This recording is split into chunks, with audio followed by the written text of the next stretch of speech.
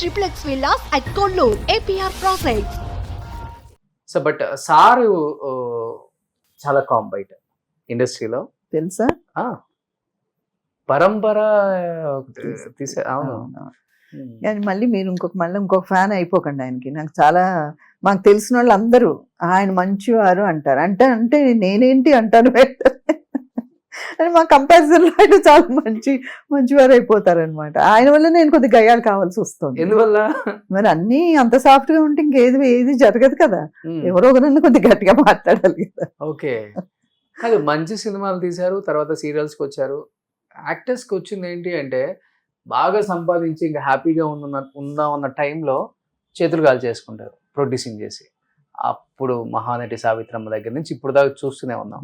అలా రూపాదేవి గారు కూడా సినిమాలు తీసి సీరియల్ తీసి ఆల్మోస్ట్ ఫైనాన్షియల్ గా ఉన్నది కొంతగా చాలా వరకు పోగొట్టుకున్నారు అనేది నిజమా అండి?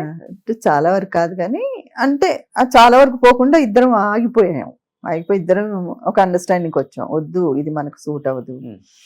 అక్కడే వస్తుంది మీ మధు గారి మంచి నేచరు. దాంతో కమర్షియల్ గా అంటే నేను కూడా టూ మచ్ ఆఫ్ బిజినెస్ లో ఇన్వాల్వ్ అవ్వలేను. సో నాకు కూడా బిజినెస్ సెన్స్ లేదు ఎక్కువగా. సో మేమేమనుకున్నాం అంటే వద్దు, మనం ఇది ట్రై చేసాం, మనకి వర్కౌట్ అవ్వట్లేదు, ఇంకా మనం అటు సైడ్ వెళ్ళకూడదు అనేసి అంత మరి ఇదే అవ్వలేదు రండి మేము. అంటే the correct moment we stop. Okay, so ఎక్కువ సినిమాలలో పోయినా లేకపోతే సీరియల్స్?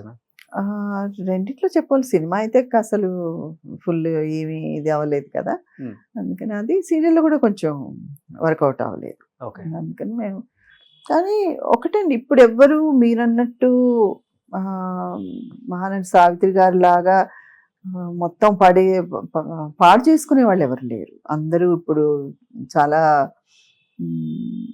సమంగానే బ్యాలెన్స్డ్ గానే ఉంటున్నారని అనుకుంటున్నాను నేను. మరి ఇప్పుడు కొంత బ్యాలెన్స్డ్ ఉంటున్నారు. బట్ మీ టైంలో ఎలా అంటే బోలాగా ఉండేవాళ్ళు, నమ్మేస్తారు అంతా మన మనుషులని నమ్మేసి. అంటే అప్పుడు ఒకటి ఉండేదండి, నేను అనుకోవడం అప్పుడు కొంచెం ఎడ్యుకేషన్ తర్వాత ఫ్యామిలీ అంతా వాళ్ళ మీద ఆధారపడి ఉండేది.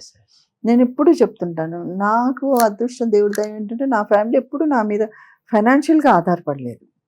అమ్మ పెద్ద యాక్ట్రెస్ కాబట్టి యాక్టర్స్ ఎవరికి వాళ్ళు, అంటే పెద్దమ్మ గారు సెటిల్ అయిపోయి మా తమ్ముడు వాళ్ళందరూ ఎవరికి వాళ్ళని వాళ్ళు ఇది చేసి, నాకు తెలిసి కొంతమంది అందరూ చెన్నైకి ఈ వీళ్ళ అమ్మాయిలతో సహా వచ్చేసి వాళ్ళు ఉండిపోయి, సో నెక్స్ట్ ఒక స్టెప్ తీసుకోకపోతే వాళ్ళని మెయింటైన్ చేయలేరు.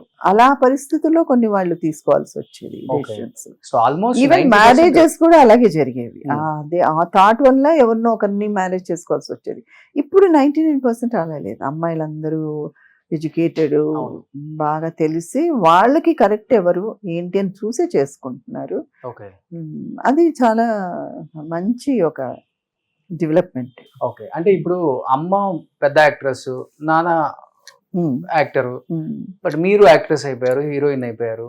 మరి ఈ రెమ్యునరేషన్ వైజ్ వచ్చేదంతా ఎలా? ఫైనాన్షియల్ గా ఎవరు సపోర్ట్ మీరు? అంటే ఎవరు ఇన్వెస్ట్మెంట్స్ ఇవంతా చూసుకొని కొంచెం ఓకే ప్రాబ్లం ఉండకూడదు రూపా కన్నా తీసుకుంది ఎవరు డిసిషన్ తీసుకొని? బాబు మా కాలంలో అసలు రెన్యూమరేషన్స్ ఏముండేవి అని అంతేవి లేవు.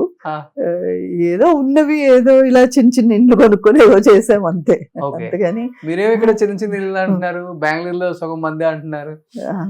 బెంగళూరులో సగం మంది ఏమి కాదు, రూపాదేవి నగరనే ఉందంట కదా. ఉంది. ఇంకా నయం అక్కడ పేరు ప్రతిష్టలు ఒకటే ఉన్నాయి.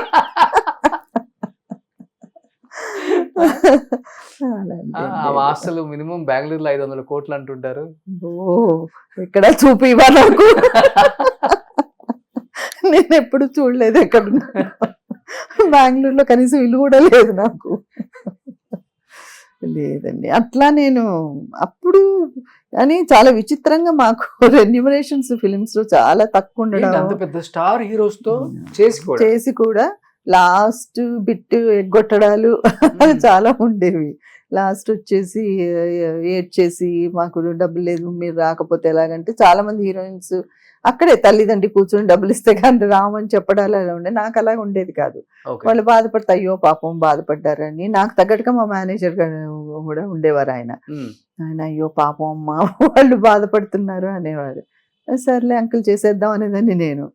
ఇంక వాళ్ళు అది ఫుల్ ఫినిష్ చేశాక ఎవరు ఏమి డబ్బు ఇచ్చేవారు కదా. అలాగా బాకీలు చాలా ఉన్నాయి బెంగళూరులో. ఇప్పుడు అవి కోట్లు అయి ఉండే వచ్చుంటే అంతేనా? Maybe. So Okay. It's not very commercial. And ఇంకొకటి కన్నడ ఇండస్ట్రీ చాలా చిన్నది. చాలా చిన్నది. మొన్నడు కేజీఎఫ్ వరకు కూడా చాలా చిన్నది. చాలా మీ టైంలో ఇంకా చిన్నది. ఇంకా చిన్నది.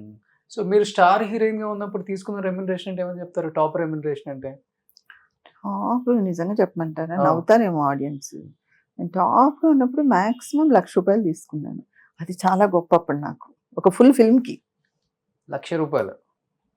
ఇప్పుడు రోజు కూడా తీసుకోరు కొంతమంది యాక్టర్స్. అసలు ఈ క్యారెక్టర్ ఆర్టిస్టులు తీసుకోవట్లేదు.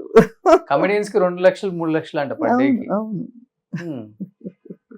అలా ఉండేది అప్పుడు ఇండస్ట్రీ అంతే. ఓకే.